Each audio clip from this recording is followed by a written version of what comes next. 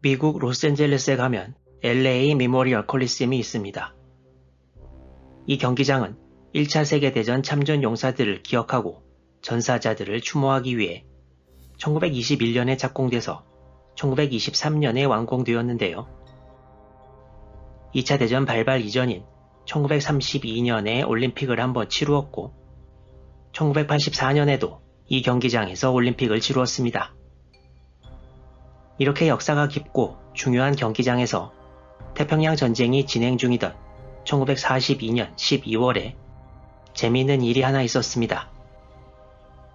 1942년 12월 12일에 이 경기장에서 UCLA와 USC 간에 미식 축구 경기가 있었는데요. 경기 시작 전 그리고 중간 휴식 시간에 계속 전쟁 공채를 경기장에서 팔았고 선전용으로 경기장을 돌아다닌 게 하나 있었는데 그것이 바로 1년 전 진주만 기습 때 진주만에 잠입해서 미 해군 군함을 공격하려다 실패하고 나포당해 미군의 수중에 들어온 일본군 소형 잠수정이었습니다. 옆에 사람 크기랑 비교해봐도 우리가 많이 아는 2차 대전 때의 잠수함보다 훨씬 작은데요. 퍼레이드를 벌린 이유는 적국의 무기를 보여줘서 적개심을 일으키려는 것이었고요. 미국 관중들은 일본 잠수정이 앞을 지나갈 때마다 야유를 퍼부었다고 합니다. 이 잠수정에 어떤 숨은 이야기가 있는지 알아보도록 하겠습니다. 1930년대 일본에서는 워싱턴, 런던 해군 군축 조약 등으로 다른 열강들과의 전력차가 심해지자 이를 상쇄할 다른 무기의 필요성이 대두되었습니다. 그래서 아이디어로 나온 것이 이른바 어뢰 육탄 돌격이었는데요. 결국 채택된 것은 소형 잠수정에서 어뢰를 발사한다는 것이었습니다. 처음에는 바다에서 36척 이상의 소형 잠수정으로 적함에 어뢰 공격을 가한다는 생각이었으나 1930년대 후반에 들어오면서 함대 결전보다 항공기를 이용한 해전이 중요시되면서 여러 잠수정을 이용한 대규모 공격보단 적 군항에 잠입해서 공격하는 것을 주된 전술로 삼게 되었습니다.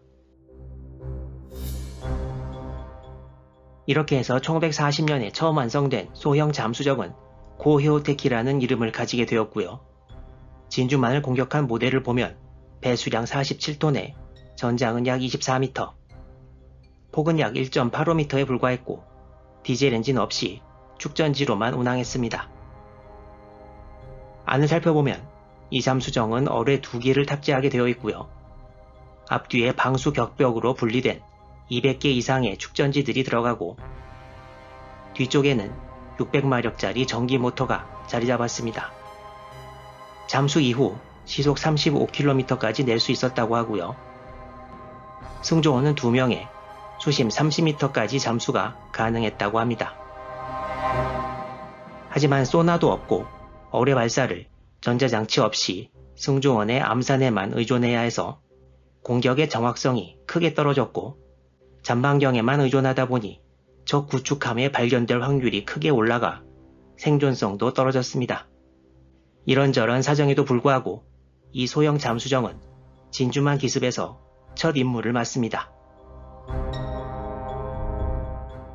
이 사진은 태평양 전쟁 당시에 일본이 사용하던 대표적인 잠수함인 E-16형 잠수함입니다. 이 잠수함은 앞에서 뒤까지의 길이가 약 109m 정도 되었고 잠수했을 때의 배수량은 약 3,600톤이었으며 107명의 승조원이 탑승했습니다. 진주만 기습 당시 이런 종류의 잠수함이 5척 진주만 근처까지 왔는데요. 이 잠수함들이 수행했던 중요한 임무 중 하나가 바로 소형 잠수정을 진주만으로 진입시켜서 미군 함대를 공격하는 것이었습니다. 일본의 소형 잠수정도 자체 동력이 있었지만 원양을 항해하는 데는 적절치 못했기 때문에 이런 식으로 소형 잠수정을 선체에 부착시켜서 가다가 적절한 위치에서 놔주는 것이었습니다. 진주만은 평균 수심이 12m 정도에 불과해 대형 잠수함이 작전을 펼치기에는 무리여서 일본은 잠수함 5척이 소형 잠수정을 각각 운반해 미 함대를 공격하는 전략을 사용했습니다.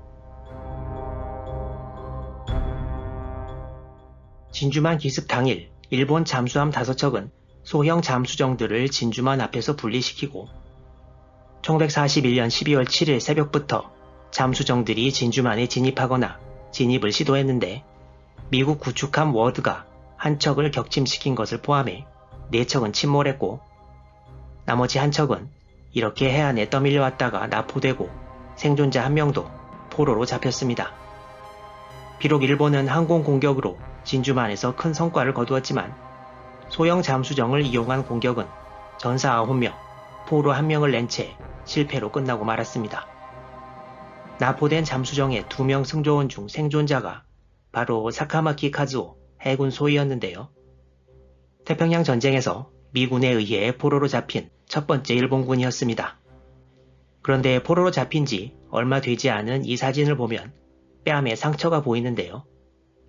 일본 측 자료에는 미군에 의해 담뱃불로 지짐을 당한 고문 자국이라고 되어 있고 미국 측 자료에는 관련 언급을 찾아보기 힘듭니다. 사카마키 소위는 전쟁이 끝나고 일본으로 돌아와서 토요타 자동차 회사에서 일하다가 1999년 81세로 세상을 떠납니다. 이때 당시 일본에서는 소형 잠수정을 몰고 갔다가 전사한 9명을 9명의 군신, 규군신이라고 칭하고 선전 목적으로 활용했습니다. 그런데 2인승 잠수정 5개를 보냈으면 당연히 10명인데 과연 나머지 1명은 어떻게 되었느냐? 미국 측에서는 사카마키를 포로로 잡았다는 것을 발표했으나 9명은 용감하게 전사했는데 남은 1명이 계속 살아서 포로로 잡혀있다는 것이 밝혀지면 스타일 구겨질 것을 염려한 일본 대본영은 이를 끝까지 숨기다가 1944년 8월 말이 되어서야 사카마키 소위를 예비역에 슬쩍 편입시킵니다. 하지만 사카마키가 포로로 잡혔다는 것은 보이스 오브 아메리카에서도 방송을 해서 사카마키 소위에 대한 소문이 일본에서 은밀히 퍼졌다고 합니다. 납포된 일본 소형 잠수정은 아까 보셨듯이 LA뿐만 아니라 미국 전역을 순회하는데요. 루즈벨트 대통령도 캘리포니아까지 와서 구경을 했고 뉴멕시코주까지 와서 시가 행진을 하기도 했습니다. 현재는 미국 코네티컷주에 있는 잠수함 도서관, 박물관에 전시되어 있는데요. 일본은 태평양 전쟁 기간 동안 이 소형 잠수정으로 큰 재미를 보지 못합니다. 하지만 전쟁이 불리해지면서 좀 더 육탄 공격에 가까운 소형 잠수정이 계속 개발돼서 훨씬 더 많은 수가 건조됩니다. 2차 대전에서 쉽게 볼 수 있는 일본의 인명 경시 사상이 전쟁이 길어질수록 더 커진 것입니다. 이 채널에서는 2차 대전 관련 영상을 태평양 전쟁을 중심으로 업로드하고 있는데요. 여러분의 많은 관심 부탁드립니다. 시청해주셔서 감사합니다.